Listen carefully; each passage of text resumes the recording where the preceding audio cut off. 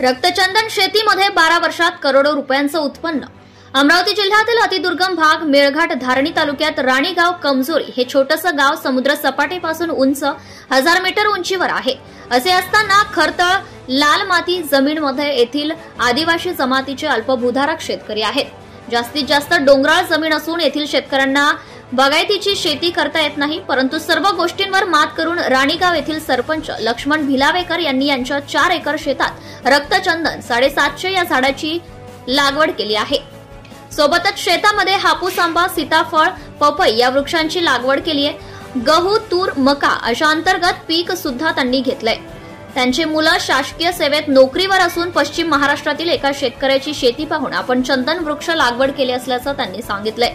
2 वर्षात झाडे व्यवस्थित वाढ झाल्याने 6 करोड रुपयांची मागणी व्यापाऱ्यांनी केली आहे, परंतु आपले लक्ष्य 12 वर्ष पूर्ण झाल्यानंतर करोडो रुपये घेणार असल्याचं मत शेतकऱ्यांनी व्यक्त केलंय।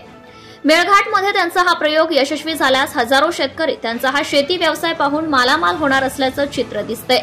आमचे संपादक प्रेमदास तायडे यांनी त्यांच्या शेतात जाऊन प्रत्यक्ष पाहणी केली, तेव्हा त्यांची मेहनत व चिकाटी जिद्द पाहून त्यांना आश्चर्याचा धक्का बसलाय।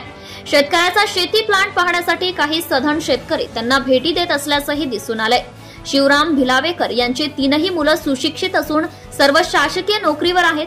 कमी पैशात जास्त उत्पन्न कसे घ्यावे असे मत त्यांच्या मुलांनी आमच्या सोबत बोलताना सांगितले। शेतकऱ्यांनी रक्तचंदन शेती करावी असेही मत त्यांनी व्यक्त केले। वृक्षांना व फळझाडांना या परिसरात शुद्ध हवामान असल्याचा अंदाज तज्ज्ञांनी व्यक्त केलाय।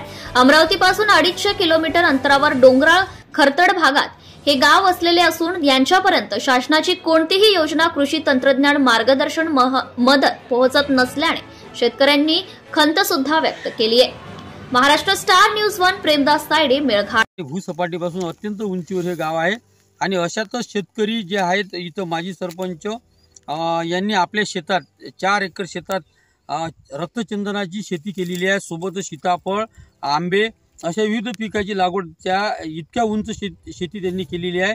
म्हणून मी त्यांचे चिरंजीव माझ्यासोबत आहेत, आम्ही त्यांचं जाणून घ्यायचा प्रयत्न करू की सर सांगा मला तुम्ही की शेतकरी हा धास्तावलेला आहे, असं असताना खरताळ पट्ट्यात आपण इतकी चांगली सुपीक जमीन केली, हे चंदनाच्या बद्दल शेतकऱ्यांना काय सांगू इच्छिणार? बघा, माझं म्हणणं एवढं आहे की सगळा शेतकरी बंधू आहे, त्यांना एवढंच विनंती आहे की सगळ्यांनी हे काम करावं। आंतरपीक आपण घेऊ शकता। आणि याचं चंदनाबद्दल काय माहिती? चंदनाबद्दल आता हे चंदन कोणत्या जातीचं आहे?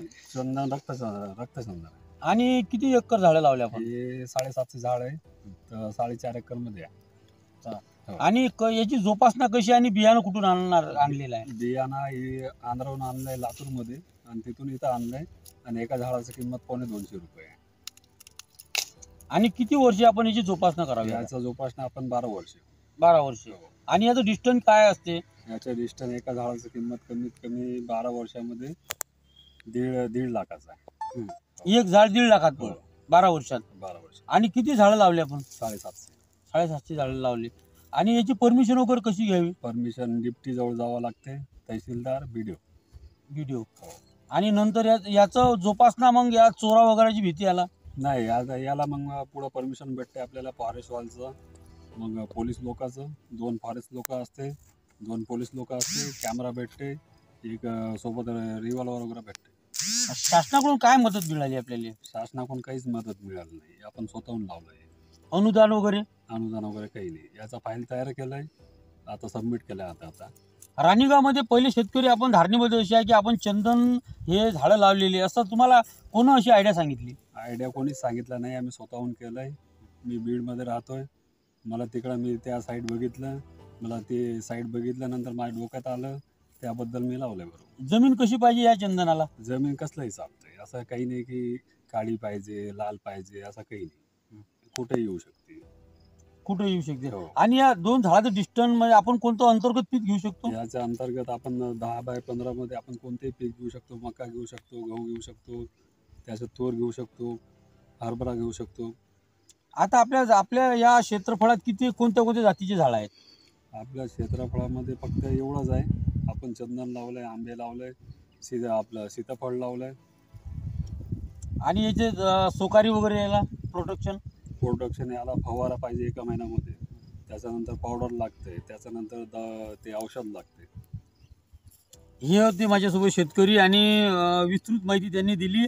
आणि हा रक्तचंदन वृक्ष जे आहेत हे लोकांच्या, नागरिकांच्या, शेतकऱ्यांच्या फायद्याचे आहेत. जास्त खर्च न लागणार, कमी पैशांनी कसं उत्पन्न काढता येईल असं शेतकऱ्याचं म्हणणं आहे. महाराष्ट्र स्टार न्यूज 1 साठी प्रतिनिधी प्रेमदास तायडे, मेळघाट. जय महाराष्ट्र.